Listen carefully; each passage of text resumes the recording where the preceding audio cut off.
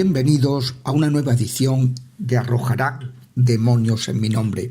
En el último día hemos estado explicando por qué a la hora de combatir a los demonios no hay que darles protagonismo, no hay que dirigirse a ellos. Y explicaba también la razón por la cual los laicos no deben dirigirse a los demonios con oraciones imperativas, sino que un laico, como dice el Señor al acabar el Evangelio de San Marcos, se recoge que el Señor dijo que el que crea arrojará demonios.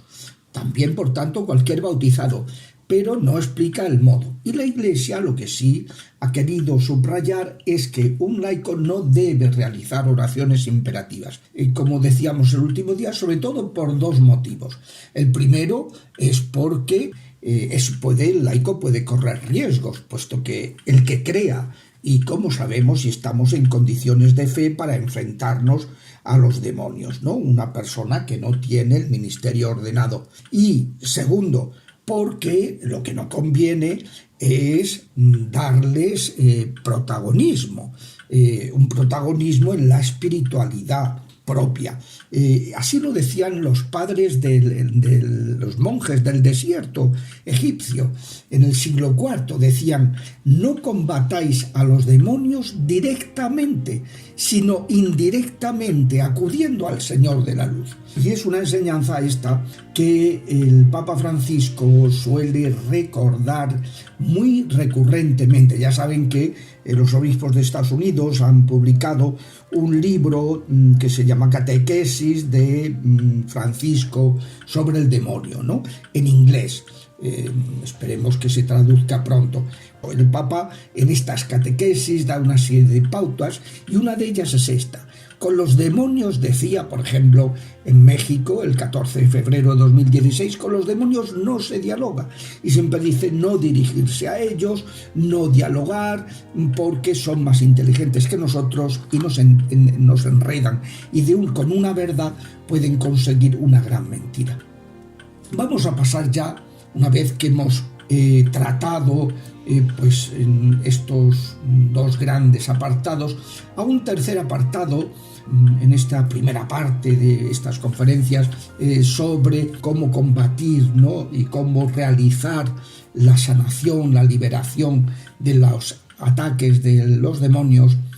Vamos a hablar del discernimiento de los fenómenos. El espíritu de discernimiento es uno de los carismas más importantes en el ministerio de liberación, porque nos vamos a encontrar con fenómenos que a veces se mueven entre lo sobrenatural y lo preternatural, y entonces hay que discernir muy bien.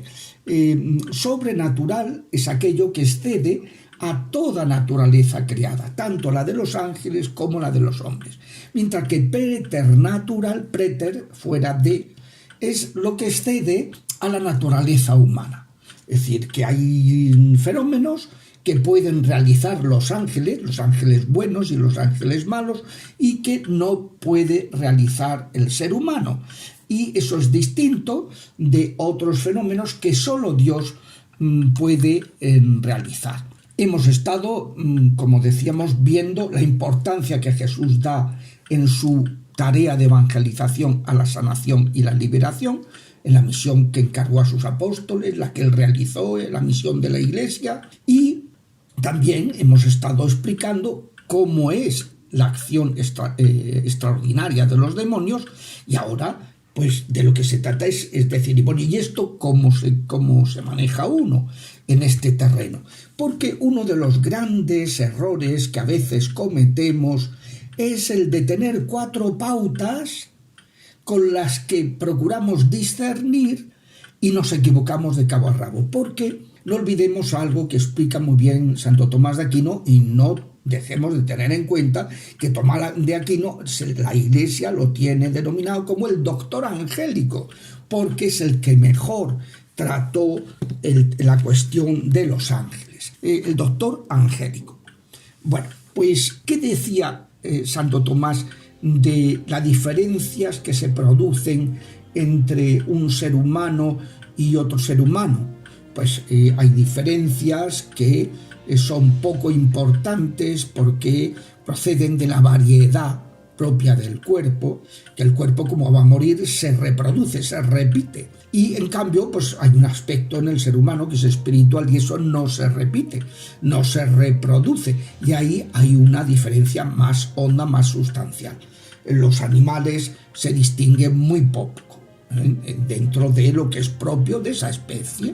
En cambio, en el caso humano hay una creatividad que no existe en el mundo animal.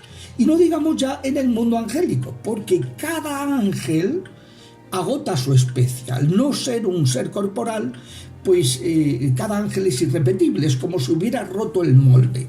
Y por tanto, esquemas mentales que nos sirven para juzgar a unos determinados dos ángeles, a lo mejor no nos sirven para nada para juzgar a otros. Y hay que andar con una prudencia, con una apertura siempre a la verdad y pidiendo al Espíritu Santo que nos ayude a discernir adecuadamente.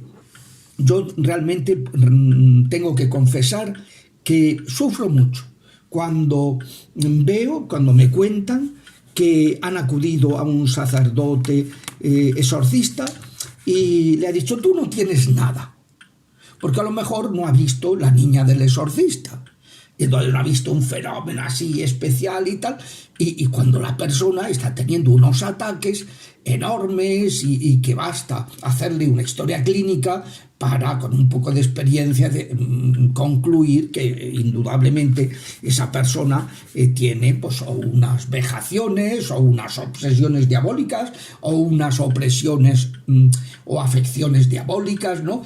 Es decir, que no todo es la posesión. Hay muchas cuestiones que se pueden presentar y que son menos llamativas, menos escandalosas, pero que hay que discernirlas adecuadamente. Insisto en que podemos decir que es sobrenatural, por tanto, de origen divino, lo que excede las capacidades de la naturaleza humana y angélica. Por ejemplo, los ángeles tienen, al no ser corpóreos, su acción, su capacidad de actuación, no está restringida por el límite espacio-temporal. Entonces puede tener una influencia aquí y en Argentina a la vez, porque su naturaleza es espiritual y no está restringida, no está enclaustrada en un espacio. Por eso, pues hay cosas y tienen un conocimiento de la materia muy superior al nuestro, mucho más profundo, y por eso hay cosas que, por ejemplo, pues un ángel sabe qué enfermedades tiene una persona, solo detecta, pero vamos, a la legua, y puede hacer una predicción y decir, bueno, pues esta persona, si no se pone remedio, pues va a morir en 3 meses, porque este tipo de tumores, pues en 3 meses liquidan a la persona. Y eso no es sobrenatural, sino que es simplemente lo propio de una persona angélica que tiene un conocimiento mucho más profundo que el que podamos tener los seres humanos. De igual manera, o sea, ese conocimiento no decimos que sea sobrenatural, sino que es preternatural.